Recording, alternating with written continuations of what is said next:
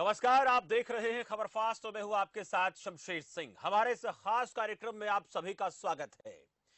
बिकरू कांड को कौन भूल सकता है, जिसमें हिस्ट्री शीटर विकास दुबे और उसके साथियों ने 8 पुलिसकर्मियों की हत्या कर दी थी, जिसके बाद हत्यारे विकास दुबे का एनकाउंटर हुआ।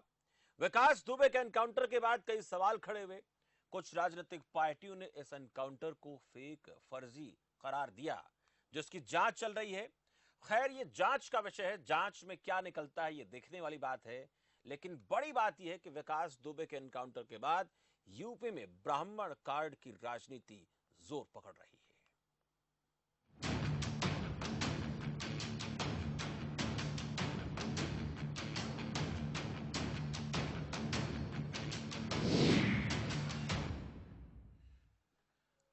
विकास दुबे के एनकाउंटर के बाद सोशल मीडिया पर किसी ने विकास दुबे को ब्राह्मण शिरोमणि बताया, किसी ने विकास दुबे की तुलना भगवान परशुराम से की, तो किसी ने मंगल पांडे से। लेकिन क्या किसी दुर्दांत हत्यारे की तुलना इन दोनों महान नेताओं से, इन महान आत्माओं से की जानी चाहिए? दूसरा यह कि यूपी की राजनीति में ब्राह्मण वोट अपना खासा वजूद रखता है, जिसके चलते यूपी में आगामी विधानसभा चुनाव को लेकर ब्राह्मण कार्ड खेलने की कोशिश की जा रही है। पीएम मोदी ने जहां अयोध्या में राम मंदिर की आधारशिला रखी, तो वहीं सपा और बसपा की तरफ से भी मंदिरों के निर्माण को लेकर बयान दिए जा रहे हैं। मूर्तियों की स्थापना को लेकर बात हो रही है। समाजवादी पार्टी ने कहा कि वो भगवान परशुराम की 108 फीट ऊंची प्रतिमा का निर्माण करवाकर ब्राह्मण समाज को मान सम्मान देंगे। बसपा सुप्रीमो एक कदम आगे निकलते हुए कहती हैं कि यूपी में बसपा सरकार बनी तो ब्राह्मण समाज की आस्था के प्रतीक परशुराम और सभी जातियों धर्मों में जन्मे महान संतों के नाम पर अस्पताल और ठहरने की सुविधाओं का काम होगा। राजनीतिक पार्टियों की तरफ से इस तरह की बयानबाजी, क्या यह अनुमान से लगाया जाए कि यूपी के सियासी गलियारों में मंदिर और मूर्तियों की स्थापना करवाने का दम भरकर अगले विधानसभा चुनाव के लिए वोटों के ध्रुवीकरण की कोशिश हो रही है? क्या मंदिर और मूर्तियों की स्थापना से विकास की गंगा उत्तर प्रदेश में बहेगी? और सवाल यह भी कि यूपी की इस ब्राह्मण कार्ड की राजनीति का ऊंट किस करवट बैठेगा, किसको नफा होगा, किसको नुकसान होगा, और देश की राजनीति पर इसका क्या असर पड़ेगा, ये आज हम चर्चा करने वाले हैं। धर्म की राजनीति, राजनीति का धर्म, हमारे खास कार्यक्रम में हमारे साथ कुछ मेहमान जुड़ेंगे, उनका परिचय भी मैं आपसे करवाऊंगा। लेकिन जिस प्रकार से मंदिर और मूर्तियों की स्थापना को लेकर उत्तर प्रदेश में लगातार राजनीतिक पार्टियों की तरफ से बयान दिए जा रहे हैं, उससे एक बात के संकेत मिल रहे हैं कि इस बार उत्तर प्रदेश के विधानसभा चुनाव में ब्राह्मण वोट अपनी भूमिका अहम निभाएगा। कौन उसको लुभाएगा, किसकी तरफ वोट वो जाएगा? क्या मंदिर और मूर्तियों की स्थापना का ही कहीं ना कहीं छलावा देकर इस वोट को अपनी तरफ खींचा जा सकता है? ये भी हम सवाल करेंगे। और क्या 21वीं सदी के भारत में हम बात करते हैं नए आधुनिक भारत के निर्माण की, तो उसमें मंदिर, मूर्तियां ये अपनी भूमिका निभाएंगी? क्या इनसे देश में विकास की गंगा बहेगी? ये जानने की कोशिश आज के कार्यक्रम में करेंगे। हमारे साथ मेहमान सभी जुड़ चुके हैं, पहले एक एक करके परिचय कराता हूं, फिर चर्चा को आगे बढ़ाते हैं। सुरेंद्र राजपूत है, कांग्रेस पार्टी के प्रवक्ता है। सुरेंद्र राजपूत जी, बहुत बहुत स्वागत है आपका खबर फास्ट पर। कृतिनिधि पांडे है, नेता समाजवादी पार्टी से। कृतिनिधि जी, बहुत बहुत स्वागत है आपका भी। प्रभात त्रिपाठी, मैं चाहूंगा कि सबको दिखाया जाए। प्रभात त्रिपाठी है, वरिष्ठ पत्रकार हैं। प्रभात त्रिपाठी जी, आपका भी बहुत बहुत स्वागत है। और जटाशंकर त्रिपाठी है, विधायक भारतीय जनता पार्टी से। जटाशंकर त्रिपाठी जी, आपका भी बहुत बहुत स्वागत है हमारे इस खास कार्यक्रम में। क्या तकनीकी दिक्कत है कोई? अगर नहीं है तो सभी मेहमानों को स्क्रीन पर लाया जाए। पहले मैं कृतिनिधि पांडे जी, आप ही से जानना चाहूंगा, परशुराम की प्रतिमा आपने लगाने की बात कही, 108 फीट ऊंची आप लोग बनाएंगे। जब आप लोगों ने कहा तो समाजवादी पार्टी ने यह कहा, माफ कीजिए, बसपा ने कहा कि परशुराम की प्रतिमा आप लोगों को बनानी होती तो अपने कार्यकाल में बनाते। देखिए संसद जी, बहुत करता है सवाल है कि समाजवादी पार्टी के राष्ट्रीय अध्यक्ष हम सब के नेता आदरणीय देव यादव जी एक बहुत पहले बात की, एक कमेटी बनाई थी, उसका विशेष कार्यवाही में शामिल कि एक मूर्ति बनाई और एक विशाल मूर्ति भगवान परशुराम की लगाई जी। और आज केवल मूर्ति लगाने का शमशेर जी सवाल नहीं है। जब जब समाजवादी पार्टी की सरकार उत्तर प्रदेश के अंदर रही है जी। हमारे नेता आदरणीय अखिलेश यादव, आदरणीय मुलायम सिंह यादव जी जब मुख्यमंत्री उत्तर प्रदेश के अंदर, तो संस्कृत विद्यालय टूटने के कगार पे था, जिसको अनुदान नहीं मिल पा रहा था, उसको अनुदानित करने का काम हमारी सरकारों में हुआ। और संस्कृत विद्यालयों में जहां मैक्सिमम ब्राह्मण टीचर थे, उनको जीविका देने का काम समाजवादी पार्टी की सरकार ने। और जो बहुत दिनों से लंबित मामले थे, केवल नहीं देश के तमाम राज्यों में ब्राह्मण संगठनों ने एक मांग रखी अपने अपने राज्यों में कि भगवान परशुराम की जयंती पर अवकाश घोषित किया। ब्राह्मणों के आराध्य भगवान परशुराम, और हमें खुशी है कि सबसे पहले उत्तर प्रदेश के अंदर आदरणीय मुलायम सिंह यादव जी ने अवकाश घोषित किया परशुराम की जयंती पे। लेकिन उत्तर प्रदेश के अंदर भारतीय जनता पार्टी की सरकार बनी, अवकाश समाप्त कर दिया गया। तो हम लोग लगातार शुरू से ब्राह्मणों के साथ खड़े रहे और समाज के सभी वर्गों के साथ खड़े रहे, और इसको किसी अलग दृष्टिकोण से देखने की जरूरत नहीं। अगर हम संस्कृत विद्यालयों को अनुदान देने का काम करते हैं, हम भगवान परशुराम अवकाश घोषित करने का काम करते हैं, तो अगर हमारे समाज के लोग अगर भगवान परशुराम की 108 फीट ऊंची प्रतिमा लगाने चाह रहे हैं और हमारी सरकार में मथुरा के 800 फीट ऊंची चंद्रायन भगवान की एक विशाल मंदिर की स्थापना की शुरुआत आदरणीय अखिलेश यादव जी ने किया था 300 करोड़ की लागत से। तो हम लोग लगातार, अगर उसमें सरकार में भगवान कृष्ण की मूर्ति लगी, संस्कृत विद्यालयों को अपने अनुदान दिया, भगवान परशुराम के जयंती पे अवकाश घोषित किया, फिर आज अगर मूर्ति लगा हमारे आराध्य है, ब्राह्मणों के आराध्य भगवान परशुराम, अगर भगवान परशुराम की मूर्ति लग रही है तो किसी को तकलीफ क्यों है? किसी भी राजनीतिक दल को टाइमिंग को लेकर कई बार सवाल खड़े हो जाते हैं प्रतिनिधि जी।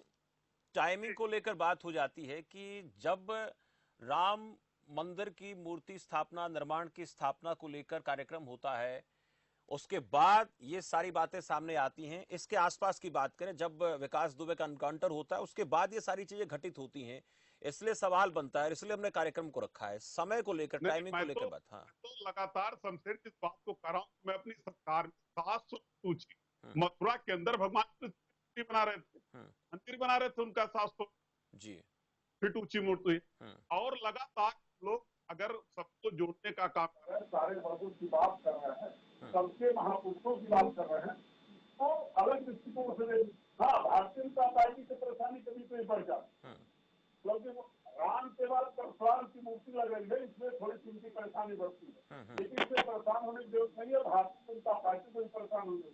भगवान परशुराम जटा संकट में बैठते हैं, भारतीय जनता पार्टी के विधायक है, उनके लिए आराध्य है, वो भी पूजा करते हैं भगवान परशुराम, इसलिए सबको सहर्ष मन से स्वागत करना है। सुरेंद्र राजपूत जी, आपने देखा कि किस तरह से अब बयानबाजी का दौर चल रहा है। हालांकि अगर मैं कृतिनिधि पांडे की बात करूं तो उन्होंने कहा कि हम तो पहले से ही भगवान परशुराम के प्रति हमारी आस्था रही है, हमने जो अवकाश घोषित करवाया है और भी कई सारे काम उन्होंने गिनवाए हैं। लेकिन जब इस काल में, इस दौर में जब बातें होती हैं मंदिर स्थापना की, मूर्ति स्थापना की, तो तब ऐसे कयास लगने लगते हैं कि क्या 2022 के विधानसभा चुनाव में राजनीतिक पार्टियां ब्राह्मण वोट कार्ड खेलना चाहती हैं? शमशेर भाई, कुछ बातें बड़ी इंपॉर्टेंट है। कौन सी पार्टी क्या कर रही है, क्या नहीं कर रही है, सब आपके सामने है, सब आपकी टीवी स्क्रीन पे दिखाई दे रहा है। कौन कौन सा कार्ड खोल रहा है। आज की डेट में भगवान को भी इस तरीके से जातियों में तो बांटना उचित नहीं। हम तो एक चीज जानते हैं कि भगवान परशुराम भी अवतारी महापुरुष हैं, भगवान श्री राम भी हमारे आराध्य हैं, भगवान दोनों हैं। तो इसलिए इन सब चीजों को आप कोई किसी चीज में बांधे तो उचित नहीं। हमारा तो बड़ा स्पष्ट है कि प्रतीकों की राजनीति नहीं होनी चाहिए। ये लोग प्रतीकों की, भारतीय जनता पार्टी के लोगों ने एक अजीब सी शुरुआत कर दी है कि प्रतीकों की राजनीति करके मुख्य मुद्दों से जनता को भटकाना। आज आप भगवान श्री राम जी की मूर्ति लग रही है, मंदिर बन रहा है, सुप्रीम कोर्ट के आदेश से बन रहा है, खुशी की बात है। भगवान परशुराम की मूर्ति बन रही है, 108 फीट की मूर्ति बन रही है, अमर शहीद मंगल पांडे की मूर्ति बन रही है, खुशी की बात है।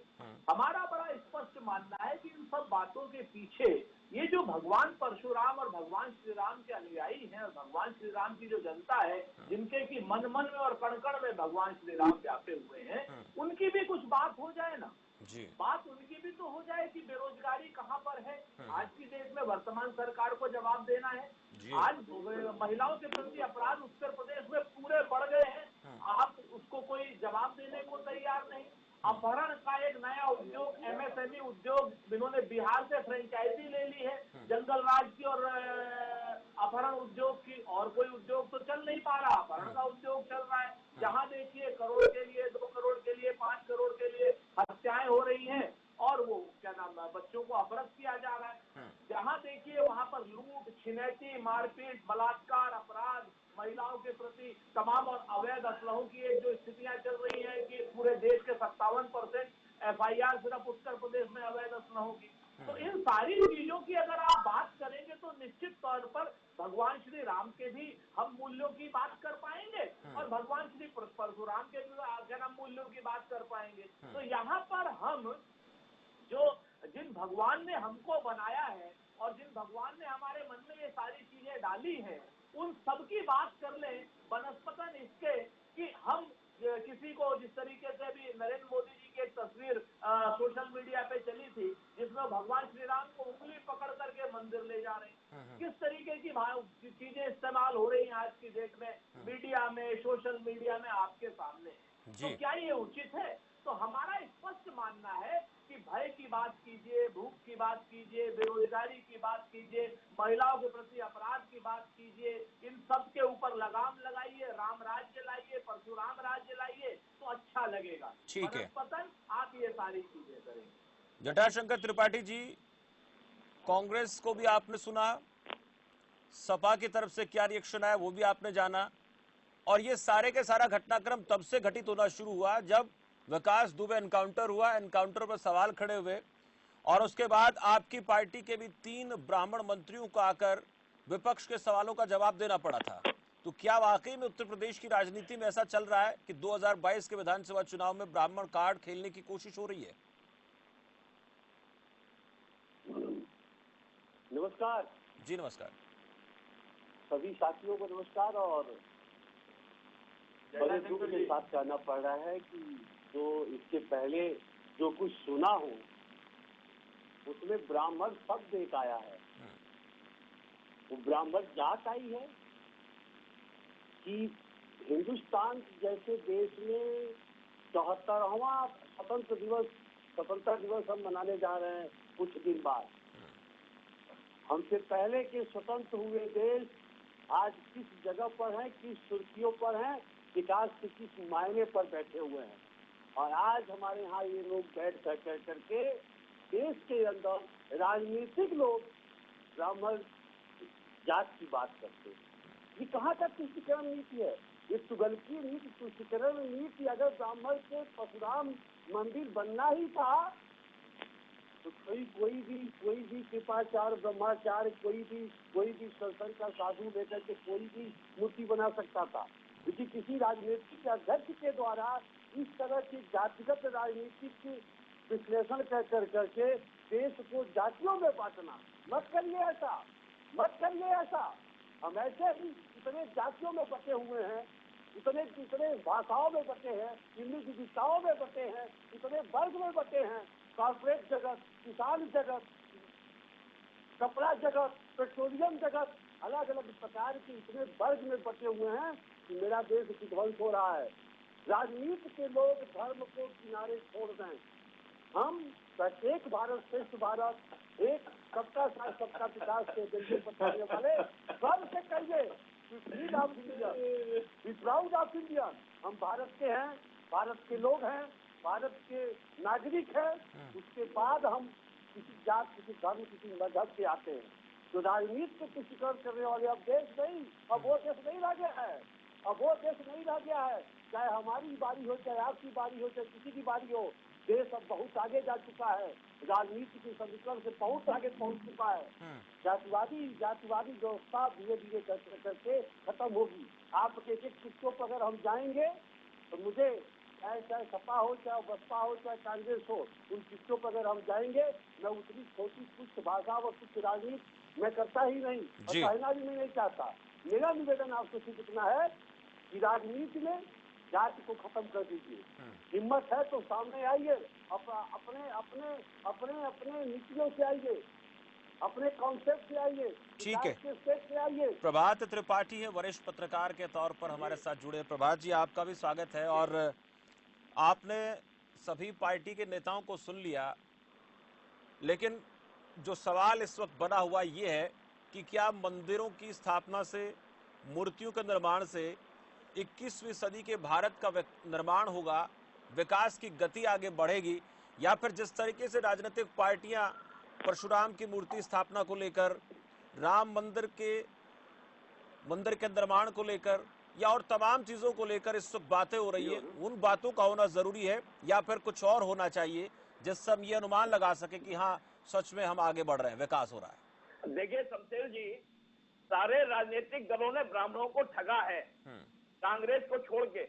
1990 के बाद चार बार समाजवादी पार्टी की सरकार और बहुजन समाज पार्टी की सरकार और बीजेपी की 2 बार सरकार, तीनों सरकारें 1990 के बाद रही और इन्होंने जिस तरह ब्राह्मण वर्ग को ठगा और ब्राह्मण के नाम से वोट दिया और सत्ता प्राप्त करने के बाद ब्राह्मणों को किनारे कर दिया। भारतीय जनता पार्टी भूल गई जब 73 सीटें लक्ष्मीकांत वाजपेयी के नेतृत्व में भारतीय जनता पार्टी ने प्राप्त की थी उत्तर प्रदेश में। क्या हाल हुआ लक्ष्मीकांत वाजपेयी का? समाजवादी पार्टी मनोज पांडे और अभिषेक मिश्रा के दम पे ब्राह्मणों को जुटाएगी। क्या हुआ अशोक वाजपेयी के समाजवादी पार्टी में? क्या हुआ बहुजन समाज पार्टी और तिलक तराजू और तलवार का नारा देती है, आज मायावती कह रही है कि हम अस्पताल बनवाएंगे। सारे राजनीतिक दलों ने मूर्ति की राजनीति की है। किसी ने दलितों की मूर्ति लगाई, किसी ने पेरियार की लगाई। अरे भगवान राम, श्री कृष्ण और परशुराम, ये तीनों अवतार एक है।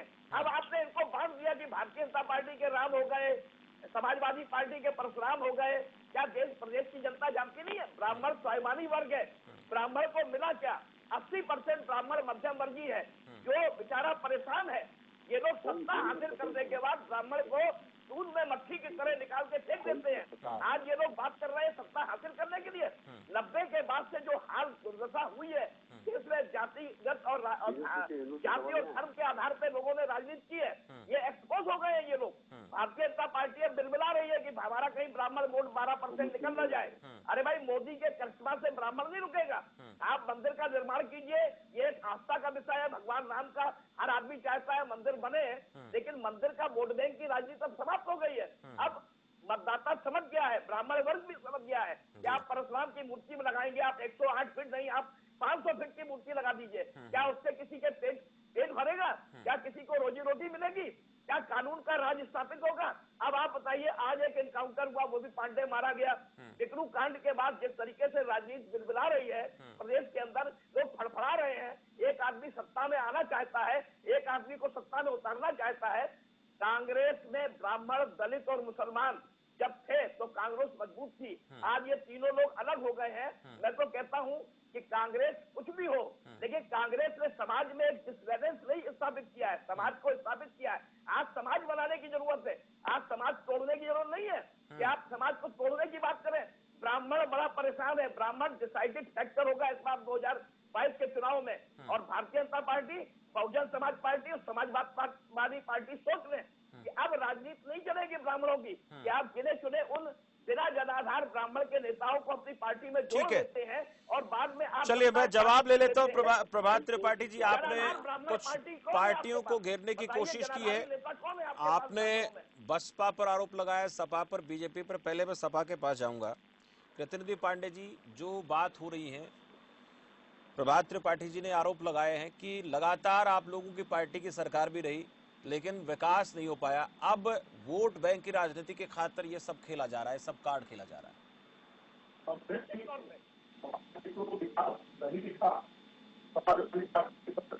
मैं चाहूंगा प्रतिनिधि पांडे जी की आवाज में थोड़ी दिक्कत आ रही है, डिस्टर्बेंस इसको ठीक करें, फिर लौटेंगे। उससे पहले जटाशंकर त्रिपाठी जी कुछ कहना भी चाह रहे थे, और जो बात अब कही है प्रभात त्रिपाठी जी ने। जी शमशेर भाई, मेरा निवेदन है कि आपने भी विषय को परिवर्तित करने के लिए बहुत कोशिश किया, आपने भी राजनीति अपने अपने अपने अपने व्यक्तित्व का और अपने अपने चैनल के माध्यम से इन प्रबुद्ध जनों को आपने देश के लिए, राष्ट्र के लिए एक राष्ट्रवादी पत्रकार होने के नाते आपने बहुत अच्छे ढंग से विषय को परिवर्तित करने की कोशिश किया। लेकिन ये प्रबुद्ध जन लोग विषय को ही नहीं बदलना चाहते। राजनीति में, वोट बैंक में ब्राह्मण शब्द प्रयोग करने की हिम्मत कैसे इसको हुई? इनको धर्म की राजनीति, ब्राह्मण की राजनीति या यादव की राजनीति या क्रिश्चियन की राजनीति या सिख की राजनीति, ये जाति को राजनीति से बोलने की हिम्मत भी कैसे हुई? अभी भी वही दिखाना चाहते हैं 2012 से 17 वाले समय, वही दिखा। मैं इसीलिए समझे की कहा, मैं कहना नहीं चाहता हूँ, क्या वही समय वो दिखाना चाहते हैं जब कहो कि खादवाली बना रहे थे? ये ऐसा क्यों करना चाह रहे हैं? ये इनको अभी भी ये कहना चाहिए कि उत्तर प्रदेश के एजेंडे में हिंदुस्तान के अंदर दुनिया की कोई बड़ी यूनिवर्सिटी नहीं है। मैं दुनिया का 1 नंबर का यूनिवर्सिटी भारत में उत्तर प्रदेश के अंदर दूंगा। इनको होना चाहिए कि गरीबी की रेखा के सूचकांक में हम गरीबी खत्म कर देंगे, डिजास्टर का प्लान बात करेंगे, हम सौर ऊर्जा की बात करेंगे, हम हाइड्रो की बात करेंगे, हम रोजगार ऐसे ऐसे खत्म करेंगे। ये मतलब राजनीतिक पार्टी के जवान से जातिगत नीति का व्यवहार होना ही नहीं चाहिए। आप बार बार कोशिश कर रहे हैं।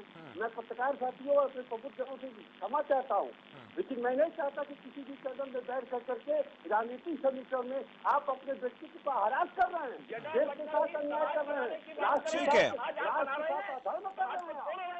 राजनीतिक कृतिनिधि पांडे जी,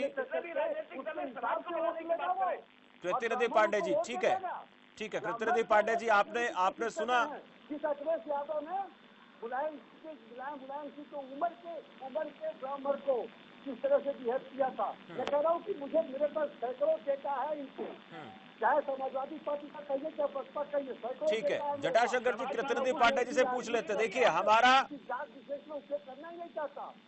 जो सीधा सवाल ये है, सीधा सवाल ये है कि 21वीं सदी के भारत में मूर्तियों की स्थापना को लेकर, मंदिरों की स्थापना को लेकर, जटाशंकर की आवाज को थोड़ा सा कम करें।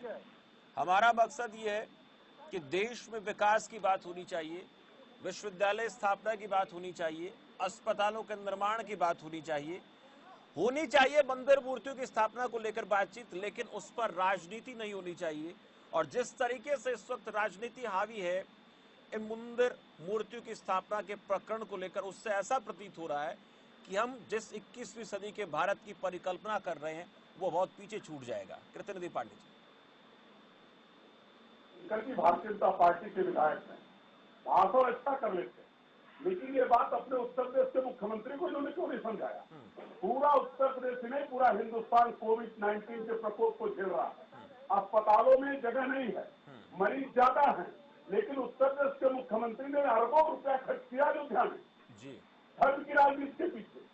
ये बात जटाशंकर जी अपने मुख्यमंत्री को क्यों नहीं समझाते? और जहां तक विकास का सवाल है, 3.5 साल से ज्यादा उत्तर प्रदेश की सरकार भारतीय जनता पार्टी की बीत चुकी है और लगातार भारतीय जनता पार्टी के मुख्यमंत्री उन्हीं कार्यों का उद्घाटन कर रहे हैं जो काम समाजवादी पार्टी की सरकार में शुरू हुए थे या पूर्ण हुए थे। इन्होंने क्या किया?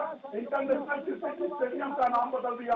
इन्होंने क्या किया? मेट्रो हमने बनाया, इसका उद्घाटन दोबारा इन्होंने किया।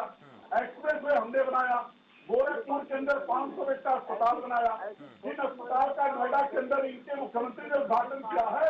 उसका शिलान्यास, उसकी नींव रखने का काम उत्तर प्रदेश के मुख्यमंत्री आदरणीय अखिलेश यादव जी ने किया था। ये अपना कोई काम बता नहीं सकते, विकास का सिर्फ भाषण कर रहे हैं। मैं इनसे पूछना चाहता हूँ, उत्तर प्रदेश के अंदर भारत की सबसे बड़ी यूनिवर्सिटी बननी चाहिए, क्यों नहीं बनाते? इनको कौन रोका है? डबल इंजन की सरकार भारतीय जनता पार्टी की चल रही, ये क्यों नहीं बनाते? ये विकास का काम क्यों नहीं करते? सुरेंद्र राजपूत जी, आज हमारा मकसद ये था कि जो भी लोग चाहे मंदिर के नाम पर मूर्ति स्थापना को लेकर या तमाम ऐसे धार्मिक आयोजनों को लेकर कहीं ना कहीं वोट बैंक साधना चाहते हैं, वो लोग समझ पाए कि आप लोग कर क्या रहे हैं, आप लोगों की राजनीति किस तरफ जा रही है। जाना कहाँ चाहिए था हमें, लेकिन हम जा कहाँ रहे हैं, ये बहुत बड़ा सवाल है। क्या केवल मंदिरों के नाम पर, मस्जिदों के नाम पर मूर्ति स्थापना के नाम पर इन तमाम चीजों को लेकर बात होती रहेगी, उस पर राजनीति होती रहेगी। बात 21वीं सदी के भारत की हम कर रहे हैं कि हिंदुस्तान का जो विकास होगा उससे जो नई आने वाले दिनों में इबारत लिखी जाएगी वो ये लिखी जाएगी कि 21वीं सदी भारत की। लेकिन इस प्रकार की बातों से तो यही लग रहा है कि नहीं, संभव नहीं है। देखिए, दो तीन बातें शमशेर भाई बड़ी अपने आप में स्पष्ट है। नंबर एक, जटाशंकर जी पता नहीं विधायक बीजेपी के रह पाएंगे या नहीं रह पाएंगे, जिस तरीके की इन्होंने अच्छी अच्छी बातें कही। सच बात ये है कि जटाशंकर जी की पार्टी ही तो धर्म पर ही है भाई। इनका तो सारा खेल धर्म पर है, इनका सारा खेल नफरत पर है, सारा खेल मंदिर मस्जिद पर है। इनका कब विकास से कोई वास्ता पड़ा आज तक? अरे ऐसा बात होता तो हम सबका मंदिर बना चुके होते। अब इनको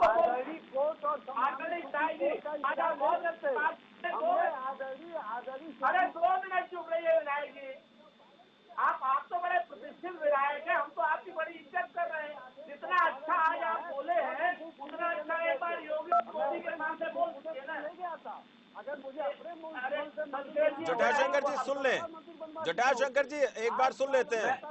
जटाशंकर जी की थोड़ी आवाज कम करें ताकि हम सुरेंद्र राजपूत जी को सुन ले। सबको बराबर वक्त मिलना चाहिए, बीच में डिस्टर्बेंस नहीं। जी राजपूत जी। तो जटाशंकर जी ने जितनी बातें कही हैं, हम जटाशंकर जी की बातों से सहमत।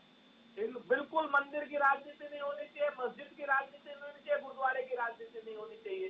एक बार जटाशंकर जी ये सारी बातें जाकर के योगी जी के सामने कह दें और एक बार मोदी जी के सामने कह दें कि भैया हम आपकी किसी भी मंदिर मस्जिद की राजनीति का प्रतिकार करते हैं। हमें उत्तर प्रदेश में सबसे बड़ी यूनिवर्सिटी चाहिए, हमें उत्तर प्रदेश में सबसे बड़ा अस्पताल चाहिए, हमें उत्तर प्रदेश में जो है सब बेरोजगारी की समस्या से निजात लाने के लिए बड़े बड़े कारखाने चाहिए।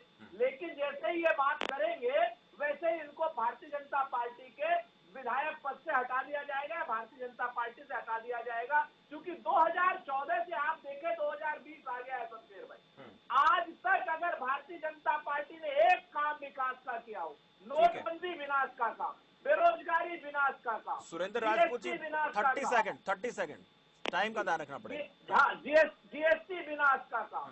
आज की डेट में इन लोगों को, ये लोग सिर्फ धर्म के नाम पर वोट लेते हैं भारतीय जनता पार्टी के लोग।